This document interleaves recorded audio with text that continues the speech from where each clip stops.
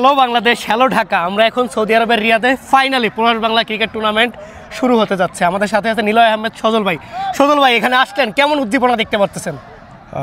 আসসালামু আলাইকুম। আলহামদুলিল্লাহ, যথেষ্ট পরিমাণ প্রবাসী ভাইদের অনেক সাপোর্ট, প্লাস হচ্ছে বড় একটা অ্যাচিভমেন্ট, বড় একটা আয়োজন। আশা করি এটা ফার্স্ট টাইম, ইনশাল্লাহ আরও নেক্সট টাইম আরও অনেক বড় করে হবে ইনশাল্লাহ। সব কিছু মিলাই ঢাকার টিমটা কতটুকু ব্যালেন্স?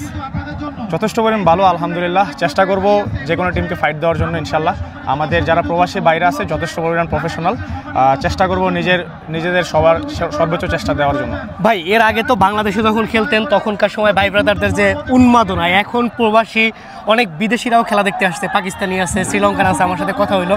সব কিছু মিলায় এই রকমের এনভায়রনমেন্ট আপনার কাছে কেমন লাগতেছে? এটা মনে হয় প্রথমবার, খুব সম্ভবত। জি অবশ্যই প্রথমবার ইন্টারন্যাশনাল হিসাবে সবার বাংলাদেশের বাইরে মাটিতে। চেষ্টা করি, ইন্ডিয়াতে খেলা হয়েছে, বাট হচ্ছে এটা তো একদম পুরো ডিফারেন্ট জায়গায়।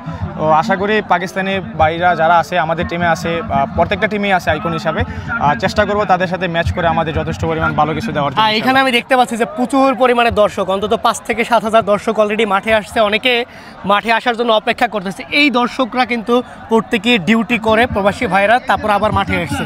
এদের উদ্দেশ্যে যদি কিছু বলতেন। জি অবশ্যই, তাদের অনেক চেষ্টা, প্লাস হচ্ছে তারা সারাদিন কাজকর্ম করে এইভাবে একটা টুর্নামেন্টে আয়োজন করছে, প্লাস হচ্ছে তারা এই খেলার মধ্যে অংশগ্রহণ করতেছে, এটা খুবই বাহাবাযোগ্য।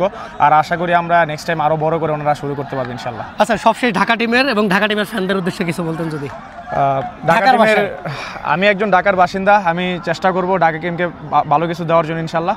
সবাই ঢাকা টিমের সাথে থাকবেন, ঢাকা টিমকে সাপোর্ট করবেন, ঢাকা টিমের জন্য দোয়া করবেন ইনশাল্লাহ। আসসালামু আলাইকুম। ইনশাআল্লাহ চোখ রাখতে হবে প্রবাস বাংলার পেজে। আল্লাহ হাফেজ।